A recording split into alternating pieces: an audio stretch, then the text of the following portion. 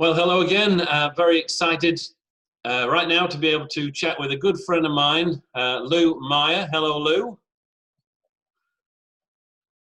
G'day, Dave. Good to be here. Are we good friends? Yeah, good friends. Yeah, we are. I told you earlier, remember, you must say we're good friends now. So, Lew, you mentioned you drove back from Gisborne yesterday, a 6-hour drive, and through beautiful countryside, of course. But tell us what you were doing down in Gisborne. Well, Gisborne's a beautiful place, actually. I think it's underrated, but it's way out on sort of in the what-whats, off the beaten track. I was there. We've got a ministry initiative called Community Chaplains, and that's where we're training the right sort of people in churches around New Zealand to simply be out in their community as chaplains, as not as an institutional chaplain, like a school chaplain, hospital chaplain, industrial chaplain, but as just simply as a link between their church and the community, wearing the community chaplains logo, and that kind of gives them permission to take an interest in people and speak into their lives. So the whole point is that we train them in evangelism, but they build the relationship first and walk the distance a little bit with people, and then seek to introduce them to the church, introduce them to Christ, introduce them to other Christians, but at the right time and the right way. So they're not like street evangelists like me, who we like to try to get people saved in the first 20 minutes and then sort of move on. These are people who are willing to, are more relational, not so intense or in your face, but there's a massive whole workforce of people in the church, and a lot of these people are fairly newly retired. They've got energy, they've got wisdom, they care about people, and they're feeling a little bit redundant, but in this way they're actually able to go out and care for people, and they find their own niche. Some do a lot with the elderly. We've got a guy who does stuff with the police and has done stuff with the Maori wardens. So they find their own niche, but it's being a chaplain, being part of an official body, that gives them that kind of little bit of kudos that they need to actually enter into conversations. We had some great stories of, the ministry opportunities I've had, praying for people, leading people to Christ out there. It's cool. That's really cool. It's good to hear. You say we, the organisation that you're part of, OAC, many New Zealanders will have heard of that. Tell us a little bit about OAC and then your role, your previous role and your current role. Yeah, sure. OAC used to be called Open Air Campaigners, and a lot of the older generation will know it as that, where the guys did a lot of open air meetings out on the streets and public squares and beaches and things like that. We've changed the name of OAC to Outreach and Church Ministries now, which is still OAC. And because we have a much broader ministry, there's prison ministry, there's a lot of children's ministry, there's speaking at camps, there's running events at markets, there's, you name it, taking the gospel out by all means everywhere. And so we have that more general name. Now, Community Chaplains is a passion that I've kind of felt from the Lord, in the last couple of years. So I've been able to, and my wife, who's the administrator, and we've been able to develop that arm of the ministry under OAC. See, OAC's mandate is two things. One, to preach the gospel by all means everywhere. So we're basically evangelists. And also to equip the church to do the same. And that's part of the work of an evangelist. There's a few other things like protecting the gospel or defending the gospel. And I'm very much into apologetics, and I've been writing a lot of stuff on cults and looking for cultic influences in the church that need to be challenged. But so Community Chaplains is very much about us working with churches, training their people to get out there, to be sensitive, to be sensible, to be wise, to be loving, and to share Jesus, meeting people at their point of need with Christ. So our chaplains are allowed to share the gospel. There are some chaplains that are not. Industrial chaplains, some of them are not allowed to share the gospel. I've got a colleague who's a hospital chaplain, and he's not allowed to offer to pray for people. So we're saying no. It's got to be done at the right time and the right way, but we need freedom to share the gospel, because in the end, why make them more comfortable on the way to a lost eternity? Yeah, no, absolutely. When I came to New Zealand, having spent many years in advertising and marketing, in the secular world, we say, and then being in full-time ministry. I know we're all in full-time ministry, but you know what I mean. One of the things I found, I was a frustrated evangelist, not having people to share the gospel with, being around Christians all the time. I mean, it's great to teach and so on. And meeting you was a real encouragement. Your passion for the lost, and seeing you out with the Cape and Ray students in Cambridge, giving out chocolate bars and those surveys, and just starting conversations about Jesus was really good. A lot of people have fear of sharing the gospel, don't they? As men especially, we sometimes think we're going to look stupid, or we think of 1,000 reasons not to. What could you say? I know it's probably, you may have even written a book, I was going to say. What could you say to encourage Kiwi men to be able to share the gospel and dispel some of these fears that they might have? Yeah, I think it's a whole variety of Kiwi men, and a lot of them are quite shy, and we don't wear our emotions on our sleeve as Kiwis a lot, so we don't tend to talk about more intimate things with other men very naturally. And so I think there's a number of reasons why people don't share the gospel. One is they don't believe in hell anymore. Or if they do, they put it in a compartment of their thinking, and they're a practical universalist in their general life. So they don't see that person as being on the way to a lost eternity and under the judgment of God. And if he dies today, that's it. He's in serious trouble forever. And I think people have lost that understanding, and the urgency of evangelism goes with it. So the part of the motivation of evangelism is because you are concerned about the lost. And so that's one of the issues. But with a lot of guys also, we don't like to be hypocrites. We hate hypocrisy in others. We don't like it in ourselves. And for most of us, or a lot of us, we know that there's areas in our lives that don't measure up. I mean, there's a huge number of men who are dabbling in pornography. So let's just say that, I was dabbling in pornography. Well, I wouldn't then want to go and share about the difference Christ makes and the power of God in my life when I'm not experiencing it, when I'm not laying hold of the grace of God and working through those issues to help me overcome it. So there's a number of reasons why guys aren't doing it. The other thing is that a lot of people spend so much time in front of TV and watching movies that their spirituality has been dampened down. Their spiritual passion's gone. They grieve the spirit by what they're allowing to dominate their lives, and they don't have that. They're not full of the spirit.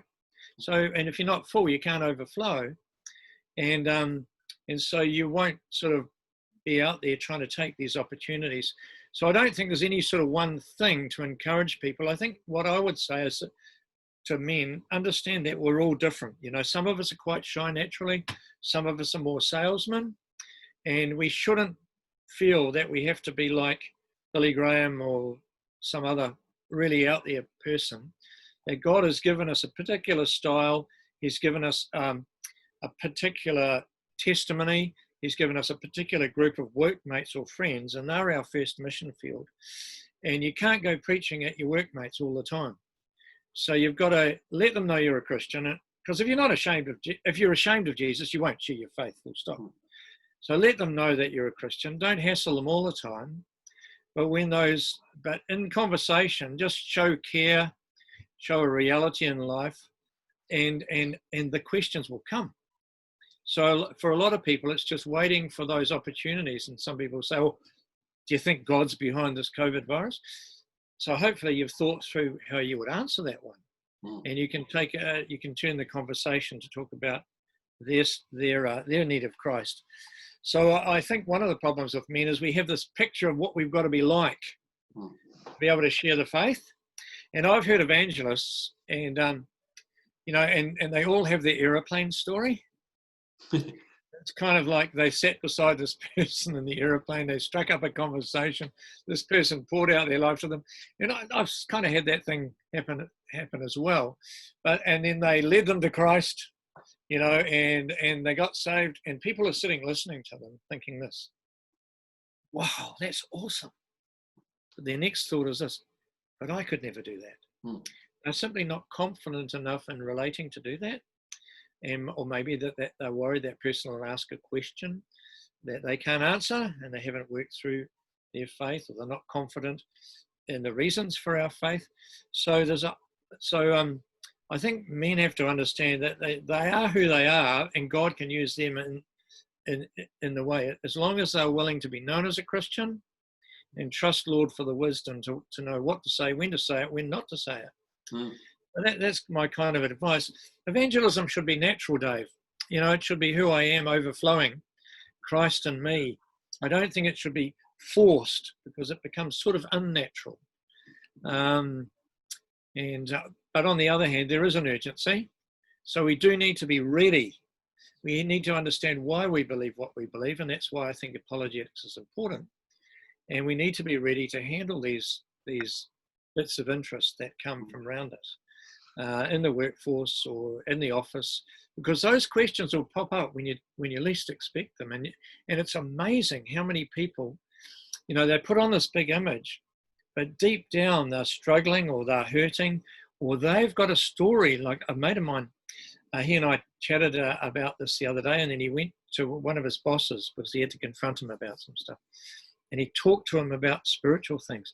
And it ended up, this boss opened up about he'd been brought up in the faith, but he lost a child to cot death, and he'd always blamed God. And he was virtually weeping as he was pouring this out. And my mate was just blown away that that the man opened up when he came, when he approached him. So a lot of people think my workmates, they'd never be interested in anything spiritual. They're tough guys, But it's incredible how often underneath there is often a wound, and there's a misunderstanding of God. And there are things that, and the answer is to simply listen and then earn the right to share. So we don't have to download the whole gospel on everybody at every moment. We'll just turn everybody off if we do that. So my advice is to let it be natural, but be ready and keep preparing yourself with good answers to questions, and trust the Lord to give you the wisdom at the time. That's I think there's some good wisdom there. I too have my aeroplane stories. They're not quite like that, where I've been on a long flight and thought, okay, I need to see this opportunity to share the gospel. And there's some disasters where I've just tried so hard to squeeze conversations and things. And some of the best ones have been when I've just said, okay, Lord, if you create an opportunity, that's great. And I might be reading my Bible, and then somebody nudges me and we have a conversation. But the always being prepared in 1 Peter 3:15, I think we sometimes miss the first bit, set apart Christ as Lord, and the last bit, do it with gentleness and respect. And when we seek, sorry, go ahead. If Christ has that place of Lord of our lives, our life is going to be different, and people will recognize something in us that's different, and that may open up the conversation. And then, as you say, be ready. Be ready to share. And look, and actually sometimes I sit beside somebody in a plane, and ready in season and out of season to share, and I say good day, and nothing. They're not, they're not willing to talk, and so I'm quite relaxed about that, But other times, what I try to do is I drop pieces of bait into the conversation. And a piece of bait, it's like when you're fishing, you drop a bit of bait in front of a fish. A piece of bait is something that tells them that you're spiritual, that you're Christian or religious, and that you're not ashamed of it. And that gives them an opportunity to ask you a question. And that's a very non-scary way of sharing, because they asked you the question and it's only polite to answer it. And you answer it in a way which is not going to ram the gospel down their throat, but which is going to invite another question and a discussion. People in discussions, they don't want to feel threatened or pushed into a commitment they're not ready for. They don't want you to take the salesman at the door approach. Now, they want to be in charge of that conversation. So you need to talk to them in such a way that they feel they can opt out of the conversation for now, anytime they like, so they feel safe. And so you don't just keep going and going and going. Just get it in there, a bit in there, and then just back off and see where it goes. And that's what I said. I think it needs to be quite natural. And if the Lord's at work in your heart, if the Lord is at work in their heart, and if that fruit is ripe, they'll be easy to pick. But if the fruit's not ripe, not ready to they're not ready to come to Christ, you can pull and yank, and it won't be nice, and it will probably go rotten before it gets ripe. So we just need to be a little bit relaxed and trust the Holy Spirit and pick up the vibes of the conversation. Yeah, I think something we both agree on is the value, the place of apologetics, understanding the Word of God, being able to share why we believe what we believe. A lot of Christians do struggle with that. It's you know, the fireman's always ready and prepared, and does all the training ready for when the fire comes. And I know there's that line between legalism and information for the sake of information's sake, and look, coming across as a finger wagger, but underpinning our faith with a knowledge and understanding of why we believe is really helpful in answering questions that people have, wouldn't you say? It is. It's helpful for that reason, but it's also helpful because I think a lot of people have unresolved doubts, and they've got this quiver. What if this is not true? You know, if you're not confident in your faith, you won't want to share it. And so, and for me, I went through a very difficult time in my life many years ago where I struggled with questions and doubts.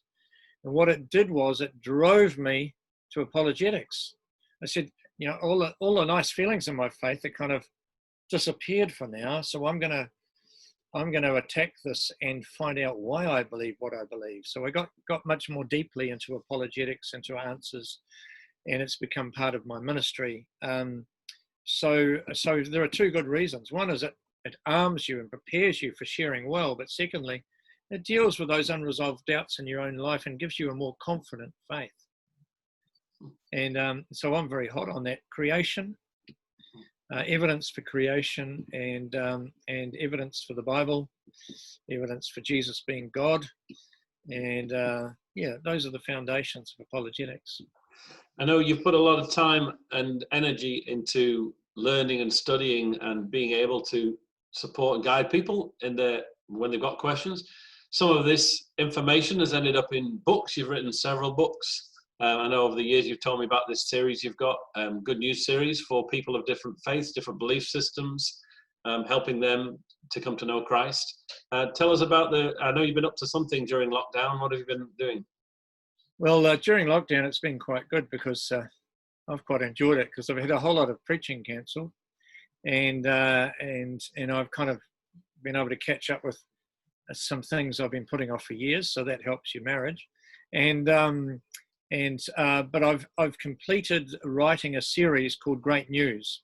I've written books earlier like What Killed Evolution and its predecessor, Which Faith is True, When Life's a Mess. They're small books. They're about an hour and a half's read, and they're cheap, and people will read that amount, but they won't necessarily read a thick book. So, but this series, Great News for different groups, has been a burden and a passion for mine because it grieves me that people are in false religions, you know, that they have accepted a religion which isn't the truth. And so the first one I wrote was Great News for Roman Catholics. And I know that there are some people in the Roman Catholic Church that are genuinely born-again Christians, but there are a lot that aren't. And there are strong cultic elements in Catholicism. So the leadership structure, for example, and also the way of salvation, which is works plus faith. Those are cultic things. So I wrote Great News for Roman Catholics. It's gentle. And then I've done Great News for Hindus. I've done Great News for Buddhists. Great News for Muslims, which is about to go to print. Great News for Sikhs. I tell them to seek the Lord, you know. But and then also Great News for Jehovah's Witnesses. Great News for Mormons, and Great News for Seventh-day Adventists. Now I know that there are genuine Christian believers in Seventh-day Adventist churches, but the organisation has a strong Celtic base. And its theology, originally they didn't even believe in the Trinity, you know. So it's related to the Jehovah's Witnesses if you go back far enough. So, you know, people need to know this. So these books are actually, it's a bit of a challenge because they're designed for a Christian to read to find out what their Buddhist neighbour believes, but also to be able to hand to a Buddhist neighbour to say, would you like to read this? Because it's an analysis of Buddhism. Tell me what you think about it. So this is a goal. I want to get Christians educated about these different belief systems so that they can share intelligently. But I wanted something that you can hand to these people so that they can actually consider their own faith and ask, is it really true? And as I've done research for them, it's just incredible what people believe. I mean, the Mormon Church, the false prophecies that they've made, the Jehovah's Witnesses prophesying the return of Christ again and again and again, and he didn't come back, obviously. So they got it wrong. So I'm just trying to wake them up and also produce this resource for the church, so that they can have them in the foyer, and people who've got a neighbour they want to share with can just take one. And It sounds like a bold thing to do. I think a lot of people would have stayed away from that sort of thing because politically it could be controversial. Obviously, You've got a real passion for sharing Jesus with people, especially of other faith groups. Have you had any pushback, or have you had any support, encouragement? How's this journey been? Well, generally, the books, I try to be respectful and I try to be gentle. Like with the Catholic one, I don't even tell them to leave the Roman Catholic Church. The Holy Spirit can do that if that's the right thing to do. And so I'm trying to do it with respect. The Muslim ones I've done in a slightly different way because I value my life. And I've simply laid out an explanation of Islam for Christians. And I've laid out an explanation of Christianity for Muslims, answering the questions they have. Because a lot of Muslims have been given a lot of false information about Christianity. And I figure that if I explain why we believe in Jesus and who he is, and give them the reasons, they'd be much more interested and open to considering it. So I try to be respectful. There's no use. It's quite difficult to be respectful when you're dealing with Joseph Smith and even with the founders of the Jehovah's Witnesses, because it's hard for me because these guys were such obvious deceivers and false prophets. And Paul, remember, wasn't very respectful for the guys that were causing problems in Galatia. So I think I've got a reasonable model there to not be. But generally, religions are profound things. So the idea is you treat them with respect, you invite people to consider the truth or untruth of them, you present Christ as another alternative. And that's what I've been trying to do. I think it's very important for Christians to understand other faiths because there's a lot of myths about what other people believe. So when we do actually get information about what the different faiths believe, we've tried to do that in Authentic. Certainly the first few editions, we explored what other faiths believe. And I think that's really, really valuable because we're around people of all different faith groups these days, different religions, and we just often don't know. We've got a preconceived idea of what people believe, but the key thing is they actually have a faith. So there is a commonality that they have a belief system. Great way to start a conversation. Absolutely. And my attitude is with dealing with all cults and other religions, you show the love, you come in alongside, you affirm what's good in their life and in their beliefs. And then once you've kind of put your arm around them, not physically, you slip the knife in afterwards, because and say, now let's talk about the differences. So it's all about treating people with love and respect. The first key to sharing with anybody from another religion is show the love of Jesus first, and because some of them are certainly not expecting it. I mean, the Jehovah's Witnesses are told that we, our pastors are demon possessed and our literature is demonized, and that we are the great whore of revelation, false religion, So they're not expecting a warm, loving person coming to the door. That's a little unnerving to think that. So Lew, you deal with some very serious topics and very serious subjects, and I applaud you for being so bold and committed to what you do and what God has called you to. You do also have I'm going to say a great sense of humor. I'm being very polite. You definitely have a sense of humor, and over the years I've smiled and in some cases laughed even, and also occasionally groaned at some of your jokes that have been slipped into conversations and lectures. I don't know whether I'm taking a big risk here, but do you want to share a joke or maybe one of your favorites? Yeah, I'll spare you any Australian and Irish jokes, even though I have Irish blood in me. Therefore, I actually have the right to tell an Irish joke. I won't. But one of my favourite ones, and this is, I mean, I love playing on words. I love punning. I think it's an underrated form of wit, if you can call it wit. One of my favourite ones is a fellow who used to be. He was a fanatic about tractors. He was one of these guys who collected all of these old tractors, and he did them up, and he spent all of his spare time on these tractors, and he had them around his property. There were dozens of them. Anyway, he figured it was time to get married, so he met this beautiful, wonderful young woman, and she was very wise. He said, "Look, I want to marry you," and she said, "Well, I like you too, and it'd be nice to get married, but I can't compete with the tractors. So here's the deal: if I marry you, you have to get rid of all of the tractors."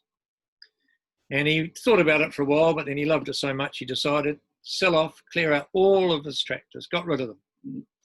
Anyway, they got married and came back from their honeymoon, and one day she was cooking and something caught fire on the stove and the house filled with smoke. And she panicked and said, "What do we do? What do we do?" And he said, "Don't worry, darling. Just stand back." And he opened the back door and he turned into the house and he breathed in, turned around, and within about 3 minutes, the whole house was clear. And she was just bewildered. She said, "How did you do that?" He said, "I'm an ex-tractor fan." Oh dear, I knew I would regret it. Isn't that a great pun? Well, on that, that's a great place to finish. No, thank you for your friendship, your sense of humour, and your incredible passion for sharing Christ with the men and women in New Zealand. If people want to know more about OAC, they can hop on oac.org.nz. There's some information about the ministry there. I'm sure they can get in contact with you through there. If not, look, we have opportunities for service. We need beach people on our beach mission teams over the summer. We need people on our voluntary teams, and we can come and do training. So in your church, if you'd like us to, and preach the gospel, whatever. So be in contact, www.oac.org.nz. Excellent.